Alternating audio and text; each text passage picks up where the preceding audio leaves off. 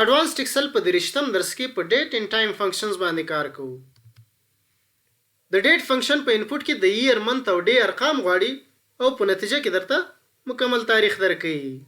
مثلا په دې سل کې که زه ورته چې مساوي ډیټ فنکشن راواخلم، په ایئر کې ورته 2021 ټایپ کم، کوما په منث کې ورته 3 ټایپ کم، کوما او په ډے کې ورته 22 ټایپ کم، قوس بند انټر. ګورئ نننی تاریخ یې راته راکړ. د ډیټ ویلیو فنکشن به درته په نتیجه کې د ډیټ مسلسل نمبر راوباسي. په دې سل کې که زه ورته چې مساوي ډیټ ویلیو فنکشن راواخلم او په ډیټ ټیکسټ کې ورته چې ډبل کوټیشنز او همدا د نن ورځې تاریخ ورته ټایپ کم 3/22/2021 ډبل کوټیشنز قوس بند انټر. ګورئ په نتیجه کې راته د همدې تاریخ مسلسل نمبر راکړ. په دې سیریل یا مسلسل نمبر باندې مو د انټرمیډیټ ایکسل په 12 درس کې په تفصیل سره بحث کړو. د ایئر فنکشن براته په نتیجه کې کال راوباسي. په دې سل کې که زه ورته چې مساوي ایئر فنکشن راواخلم، په سیریل نمبر کې ورته دا سل انتخاب کړم، قوس بند انټر.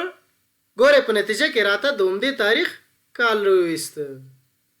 د منث فنکشن براته د میاشتې نمبر راوباسي. په دې سل کې که زه ورته چې مساوي منث فنکشن راواخلم، په سیریل نمبر کې ورته دا تاریخ انتخاب کړم، قوس بند انټر. ګورئ دلته هم راته دریمه میاشت راکړه. د ډے فنکشن به درته په نتیجه کې د ورځې نمبر راوباسي. په دې سل کې که زه ورته چې مساوي ډے فنکشن راواخلم او په سیریل نمبر کې ورته همدا تاریخ انتخاب کړم، قوس بند انټر. ګورئ دلته هم راته 22 راکړه. په ایئر منث او ډے فنکشنز باندې مو د اډوانسډ ایکسل په 14 درس کې په تفصیل سره کار کړو.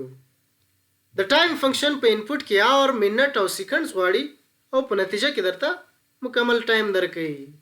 په دې سل کې که زه ورته چې مساوي ټایم فنکشن راواخلم، په آر کې ورته 10 ټایپ کوم، کوما په منټس کې ورته 26 ټایپ کوم، کوما او په سیکنډز کې ورته 55 ټایپ کوم، قوس بند انټر. ګورئ هماغه نمبر زه راته په رسمي ټایم باندې تبدیل کړه. که زه غواړم چې د اے ایم پر ځای د راته پی ایم راکړي، په دې سل کې یو ډبل کلیک کوم، د 10 پر ځای به ورته 22 ټایپ کم، انټر. ګورئ اے ایم راته په پی ایم باندې تبدیل کړ. د ټایم ویلیو فنکشن به درته د 0 او 1 ترمنځ یو نمبر درکوي. په دې سل کې که زه ورته چې مساوي ټایم ویلیو فنکشن راواخلم او په ټایم ټیکسټ کې ورته چې ډبل کوټیشنز همدا ټایم ورته ټایپ کم 10 کولن 26 پی ایم بیا ډبل کوټیشنز قوس بند انټر. ګورئ په نتیجه کې راته 0.9 راکړه. که چیرته په دې سل کې یو ډبل کلیک کم، د 10 پر ځای ورته 11 ټایپ کم، په منټس کې ورته 9.50 راواخلم، بیا کولن ورکم او په سیکنډز کې هم ورته 9.50 راواخلم. اوس ګورئ که انټر پسې کېکاږم، په نتیجه کې به راته تقریبا یو راکوي. یا که په دې سل کې یو ډبل کلیک کم، د 11 پر ځای ورته 12 ټایپ کم، په منټس کې ورته 0 راواخلم او په سیکنډز کې هم ورته 0 راواخلم، د پی ایم پر ځای ورته اے ایم ټایپ کړم، انټر. نو په نتیجه کې به راته 0 راکوي. دا اور فنکشن به درته په نتیجه کې ساعتونه درکوي. په دې سل کې که زه ورته چې مساوي اور فنکشن راواخلم، په سیریل نمبر کې ورته دا سل انتخاب کړم، قوس بند انټر. ګورئ دلته هم راته 0 راکه. خو که چیرته په دې سل کې یو ډبل کلیک کم، د 12 پر ځای ورته 10 راواخلم، په منټس کې ورته 13 راخلم او په سیکنډز کې هم ورته 55 راخلم، انټر. ګورئ دلته هم راته 10 راکړه. او همدارنګې د منټس لپاره په دې سل کې ورته وایم چې مساوي منټ فنکشن راخلم، په سیریل نمبر کې ورته دا سل انتخاب کړم، قوس بند انټر. ګورئ دا 26 راته دلته هم راکړه. د سیکنډ لپاره په دې سل کې ورته چې مساوي سیکنډ فنکشن راخلم، سیریل نمبر کې ورته دا سل انتخاب کړم، قوس بند انټر. ګورئ په نتیجه کې راته 55 راکړه. په دې سل کې که زه یو ډبل کلیک کم، ګورئ دلته مې ورته 55 سیکنډز راخیستې دي. د ټوډے فنکشن به درته په نتیجه کې د نن ورځې تاریخ راوباسي. په دې سل کې که زه ورته چې مساوي ټوډے فنکشن راواخلم، ګورئ ټوډے فنکشن هیڅ ارګومنټ هم نه لري. ورته وایم چې قوس بند انټر. ګورئ د نن ورځې تاریخ یې راته راکړ. او د ټوډے فنکشن ښه والی دا ده، هر کله چې تاسو دا فایل اوپن کوئ، یا دا شیټ کلکولیټ کوئ دا تاریخ به هم ورسره خپل اپډیټ کیږي. د ناو فنکشن به درته په نتیجه کې د نن ورځې تاریخ او اوسنی ټایم راوباسي. په دې سل کې که زه ورته چې مساوي ناو فنکشن راواخلم، ګورئ ناو فنکشن هم هیڅ ارګومنټ نه لري، نو ورته وایم چې قوسبند انټر د دې کالم اندازه به ورته لږ څه زیاته کړم. ګورئ د نن ورځې تاریخ او اوسنی ټایم یې راته راواخیسته. او د ناو فنکشن هم د ټوډے فنکشن په شانتي هر کله چې دا فایل اوپن کوئ یا دا شیټ کلکولیټ کوئ دا ریزلټس په ورسره په خپل اپډیټ کیږي. د ویک ډے فنکشن به درته په نتیجه کې د 0 نه تر 6 یا د 1 نه تر 9 پورې نمبر درکوي. په دې سل کې که زه ورته چې مساوي ویک ډے فنکشن راواخلم، په سیریل نمبر کې ورته دا تاریخ انتخاب کړم کومه، او په ریټرن ټایپ کې ورته سیټرډے ټو فرایډے انتخاب کړم قوسبند انټر. ګورئ په نتیجه کې راته 3 راوویسته. دلته که وګورو ګورئ ما ورته ویلو چې هفته د شنبې د ورځې نه شروع کیږي، نو شنبه یو راځي، یک شنبه 2، نو نن یې 3 ورځ راځي او دلته هم راته 3 راکړي دي. په دې سیل کې که زه یو ډبل کلیک کم او په ریټرن ټایپ کې ورته منډے تر فرایډے انتخاب کړم انټر، ګورئ په نتیجه کې راته 1 راکه. دلته که وګورو ګورئ ما ورته ویلو چې هفته دی د دوشنبې د ورځې نه شروع کیږي، نو همدا نن دوشنبه ده ځکه یې راته په نتیجه کې 1 راوویسته. د ویک نم فنکشن به راته د هفتې نمبر راوباسي. په دې سل کې که زه ورته چې مساوي ویک نم فنکشن راواخلم، په سیریل نمبر کې ورته دا تاریخ انتخاب کړم کومه، او په ریټرن ټایپ کې ورته چې هفته د یک شنبې د ورځې نه شروع کیږي، سنډے به ورته انتخاب کړم قوسبند انټر. ګورئ په نتیجه کې راته 14 راوویسته. دلته که وګورو ګورئ د جنوري نه که موږ شروع کړو 1 2 3 4 5 6 فبروري ته راځم 7 8 9 10 11 مارچ 12 د 14مه هفته راځي او دلته هم راته په نتیجه کې 14 راکړي دي. دا ایسو ویک نم فنکشن براته د انټرنیشنل سټینډرډ اورګنایزیشنز د رولز په بنا باندې د هفتې نمبر راوباسي. په دې سل کې که زه ورته چې مساوي ایسو ویک نم فنکشن راواخلم، په ډیټ کې ورته دا تاریخ انتخاب کړم قوسبند انټر. ګورئ په دې ویک نمبر کې راته د 14 پر ځای 13 راوویسته. د ډیز فنکشن براته د دوو تاریخونو ترمنځ د ورځو تفاوت یا شمیر راوباسي. په دې سل کې که زه ورته چې مساوي ډیز فنکشن راواخلم، په end ډیټ کې ورته دا تاریخ انتخابوم کومه، او په سٹارټ ډیټ کې ورته دا تاریخ انتخابوم قوسبند انټر. وایي چې د دې تاریخ نه تر دې تاریخ پورې 340 ورځې کیږي. د ډیز 360 فنکشن هم راته د دوو تاریخونو ترمنځ د ورځو شمیر یا تفاوت راوباسي. خو د ډیز فنکشن سره فرق دا ده چې د ډیز فنکشن د میاشتو حقیقي ورځې شمیري، خو د ډیز 360 فنکشن بیا راته هر میاشت په 13 ورځو حسابوي. په دې سل کې که زه ورته چې مساوي ډیز 360 فنکشن راواخلم، په سٹارټ ډیټ کې ورته دا تاریخ انتخاب کړم کومه، او په end ډیټ کې ورته دا تاریخ انتخاب کړم کومه.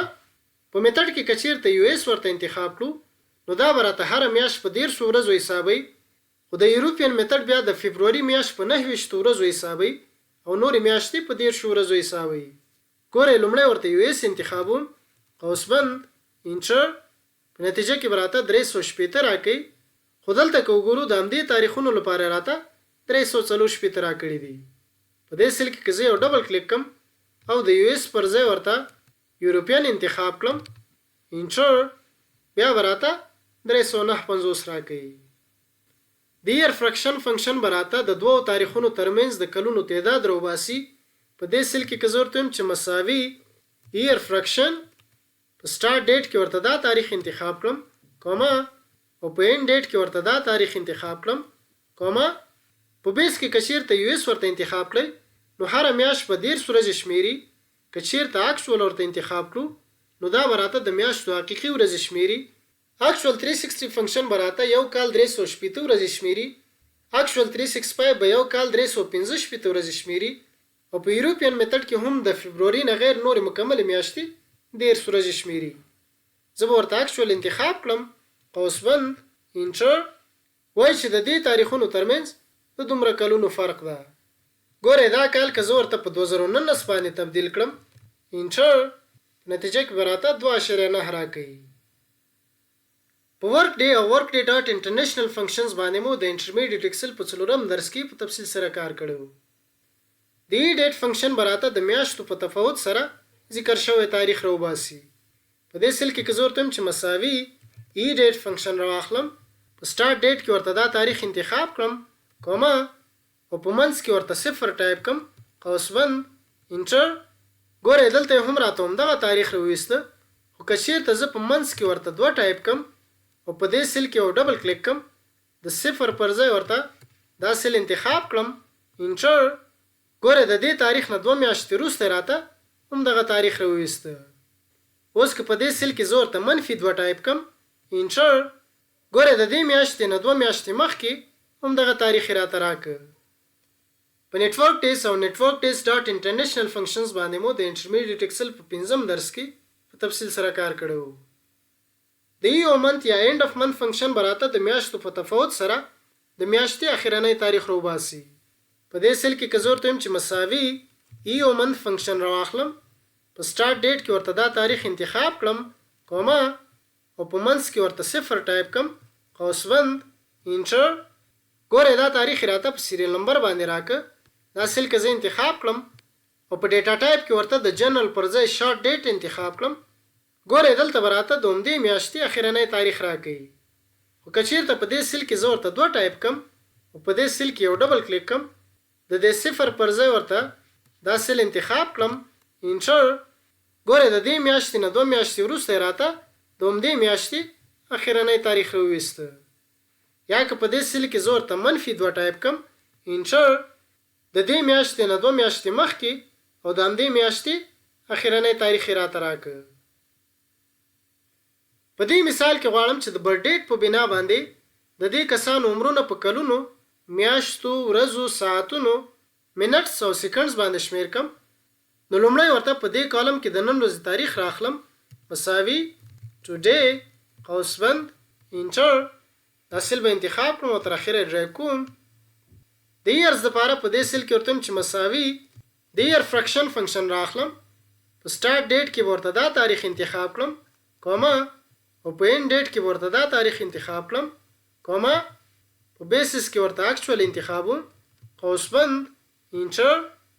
دا سیل به انتخاب کړم او تر اخره ډرایو کوم. ګوره د دې مکملو کسانو عمرونه راته په کلونو راوویسته. د منځ دپاره په دې سیل کې ورته وایم چې مساوي دا ایرز به ورته انتخاب کړم ضرب د 12 انټر.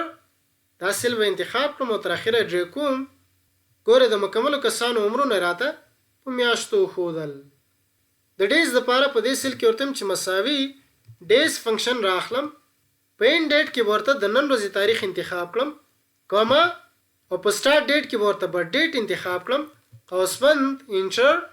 دا سیل به انتخاب کړم او تر اخره ډرایو کوم.